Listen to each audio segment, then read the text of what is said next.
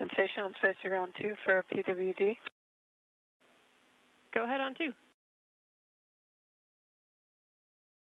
Let's see, the hot water was out again, so I reset the circuit breaker and the hot water is back. Okay, sounds great. Well,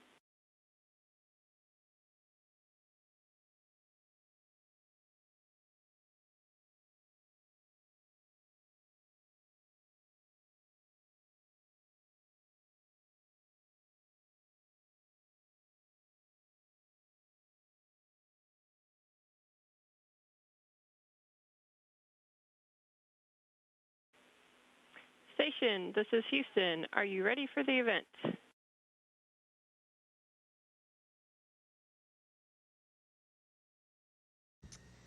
Houston, this is Station. I'm ready for the event. Houston ACR, this is Mission Control. Please call Station for a voice check. Station, this is Houston ACR. How do you hear me? Houston ACR, this is Station. I have you loud and clear.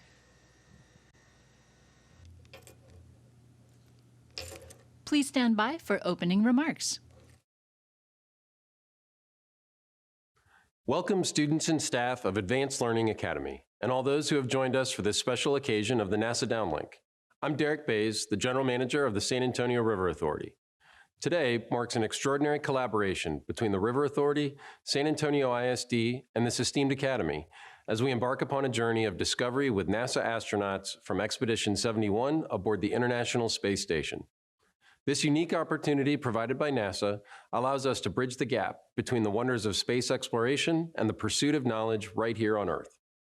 Through this downlink, students from the Advanced Learning Academy in San Antonio, Texas, will have the chance to ask their questions directly to astronauts, gaining invaluable insights into the mysteries of the cosmos. At the San Antonio River Authority, our mission extends far beyond the banks of our local waterways. We are dedicated to fostering a deeper understanding of science, engineering, and STEM education within our community. This partnership with NASA underscores our shared commitment to igniting curiosity and nurturing the next generation of innovators. Together, let us embrace this incredible opportunity to learn, explore, and be inspired by the limitless possibilities that lie ahead. Thank you for joining us on this extraordinary journey. Hi, my name is Carolina. My question is, how do you know when to take off your helmets?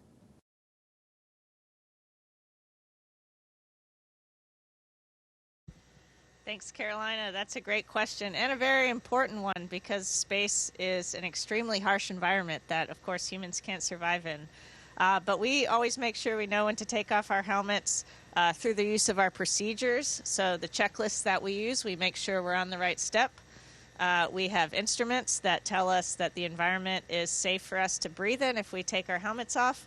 And then, of course, we are also always talking to the big team on the ground who supports everything we do up here. So we're checking with them to make sure it's safe. Hi, my name is Alan, and my question is, what was the preparation for space travel like?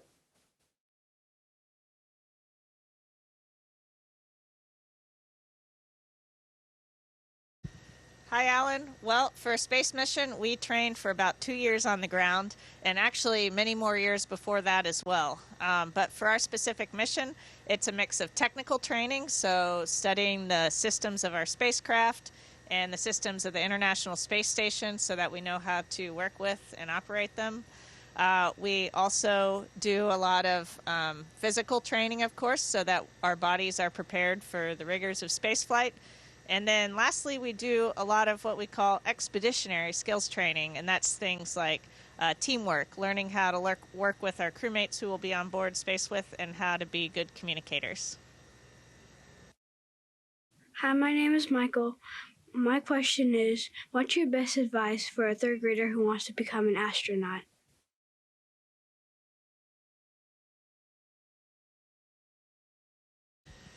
Well, Michael, I was about your age when I first started dreaming about being an astronaut, so that's a great question. And I would say, first, study hard in all your subjects. Math and science, of course, are really important, but it's really important to be a well-rounded human. So you want to study English, art, all the different subjects.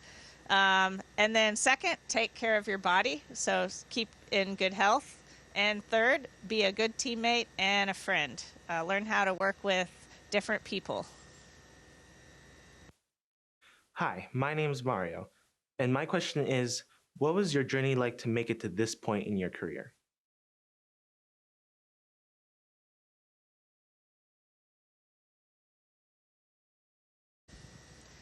Well, leaving high school, I thought I knew exactly what I wanted to do, and I had a plan all laid out. But looking back on it now, over the course of my career, as I went through school and I gained work experience, those plans changed. I got new interests, new opportunities came along that I was able to take.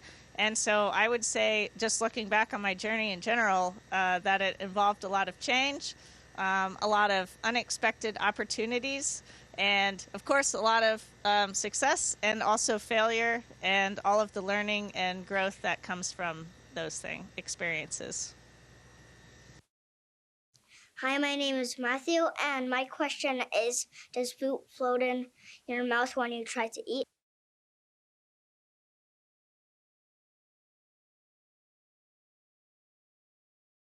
Great question, Matthew. And I actually have some snacks to show you, because up here on Space Station, everything is always floating. So eating is especially fun. And the food does float around in our mouth. Fortunately, our bodies work the same as they do on Earth. So once we chew and swallow the food, muscles move it down to our stomach, and nothing, it doesn't float around down there. Hi, my name is Alexandria, and my question is, how do you entertain yourself?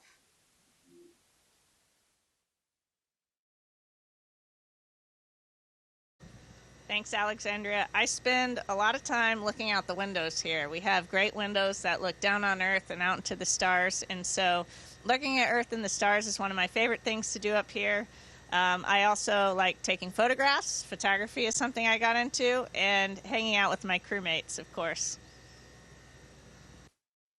Hi, my name is Aini, and my question is, how do the astronauts know when to go to bed?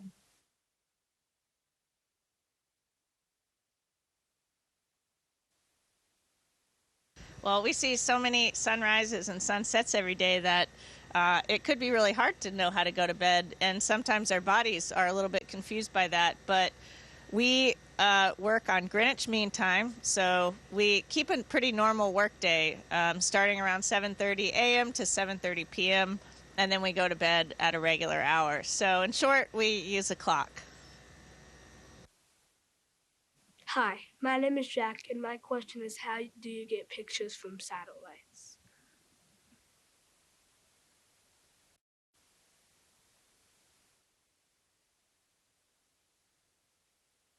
Well, we take a lot of pictures up here as astronauts, and then we also have cameras on the International Space Station that are always taking photos of Earth as well. And we are fortunate to have a really good communication link to the ground, so we are able to downlink those photos almost all day down to the ground. And then, of course, people can send us photos as well. Hi, my name is Kara. Hi, my name is Kent. Our question is, what does the San Antonio River look like from space? Can you see it moving?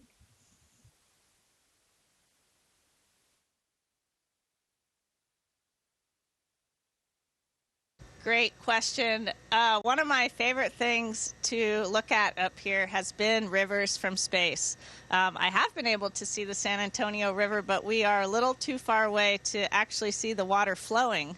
But you can see rivers, the San Antonio River and others, all spread out across Earth. They look like veins, like lifelines of planet Earth. And I think the biggest thing that I think about when I see them from space, it's really clear all the people who need that water and who use that water, from cities and towns to farmland.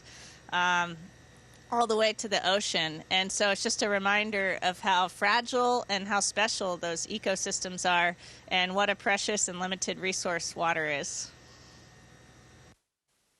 Hi, my name is Sebastian, and my question is, do you ever see satellites orbiting Earth from the space station?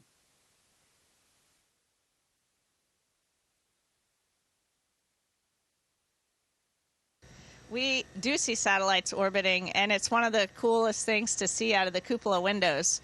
As satellites, just like being able to see space station from planet Earth, when we're at the right angle to the sunlight can illuminate the other satellites. So when we're looking outside cupola, sometimes it looks like we have some other friends formation flying with us. They're just passing over the curvature of the Earth, just as we are. Hi, my name is Aaliyah, and my question is, what is the most exciting concept you've learned working at NASA?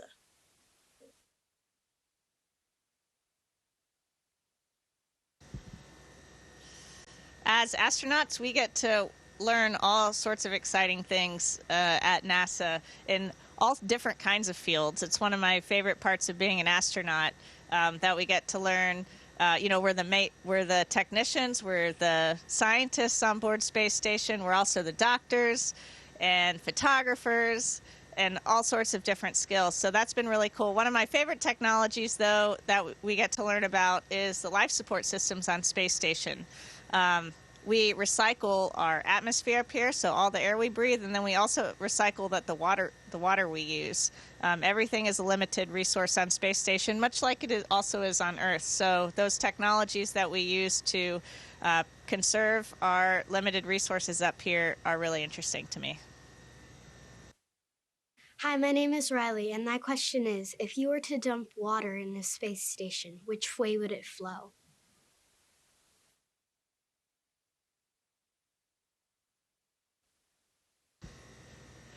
Water in space is one of the coolest things ever, and playing with it is one of my favorite things to do. If you were to dump a water bottle in space, I have one right here, it doesn't really flow anywhere. On Earth, the force of gravity is what causes water to flow, but up here, with such low gravity, the surface tension on the water takes over, so you just get this blob of water floating around, kind of like this. And it's pretty cool.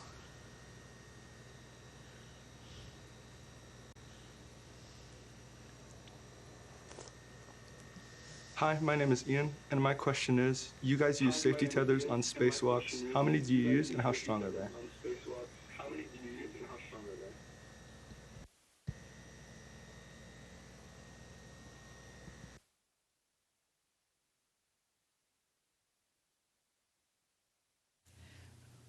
Mike, please. Oh. We use two different tethers on spacewalks. One of those is our safety tether. That is a long steel cable that goes all the way back to the airlock, and that's kind of our backup tether. And the other tether that we use is our waist tether, and that's a shorter tether that we drop a couple feet long when we get to a work site, and that keeps us in place at that work site. Hi, my name is Gabby, and my question is, what did you have to do to become an aerospace engineer?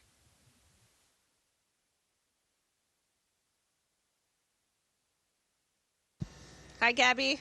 To become an aerospace engineer, you have to study a lot of math and science, of course. The fundamentals of math and science, that's the fundamentals of aerospace engineering. And then very importantly, you have to be enthusiastic about aircraft and spacecraft. So loving all aspects of flying and the engineering and the technology that goes into building those beautiful airplanes and spacecraft, you have to be passionate about that. Hello, my name is Elon, and my question is, what kinds of animals live on the space station?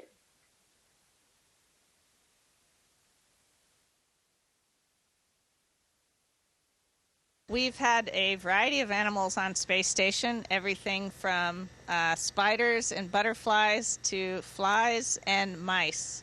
I've gotten to work with mice up here. I haven't seen any of the other animals, although I think it would be interesting. And interestingly, some of those animals were actually sent up by students like yourself.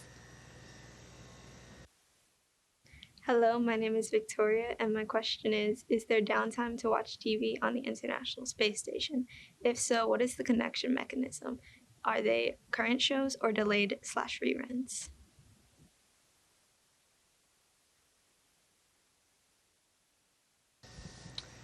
Well, we don't have a ton of downtime up here because we are pretty busy every day, but we are able to watch TV shows, and we are able to get those either uploaded, so we can watch the files on our computers even if we're offline, or we can actually have them streamed in real time too, like if there's a sports game or a show that you want to watch in real time. So it's actually pretty easy considering we're in space. Hi, my name is Caitlin, and my question is, how big is an International Space Station?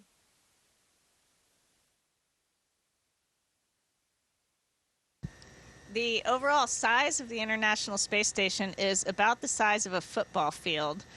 Inside, the living space is about the size of a 4-bedroom house, and there are 7 people living on board. Hi, my name is Ren, and my question is, how do you breathe in the spacesuit?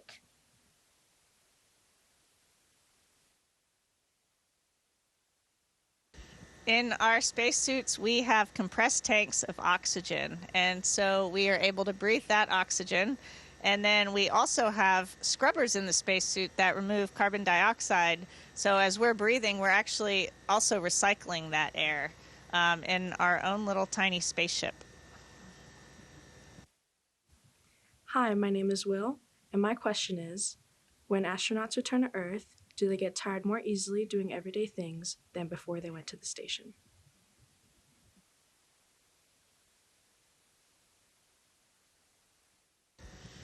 Astronauts do get tired doing everyday things more so after they return from space, but that feeling eventually fades. In the first couple weeks, though, you are basically relearning how to live in gravity. I haven't gotten to experience it myself, but I will get to here shortly in a couple weeks, and I'm really excited to just see how that feels because it's not very often that you have an opportunity like that. But one of my friends said that when he first got back, someone handed him a carton of blueberries, so it's not very heavy, and he put it in his hands, and he just said, "Oh, this is so heavy." So even something like blueberries can kind of make you feel you're just not used to it because, you know, up here, everything just kind of floats around. So it's very easy to move things around and to move ourselves around. And once we get back to gravity, we have to start contending with that. Hi, I'm Jaime Aquino, the proud superintendent of the San Antonio Independent School District, or as I fondly refer to myself, the teacher of teachers. In our district, we expect our children to reach for the stars. It is outreach programs like this one with the International Space Station that allow our students to imagine themselves among the stars. Thank you, NASA and the International Space Station crew for including our students at the Advanced Learning Academy in your daily activity as you continue to conduct your research that will impact all of humanity.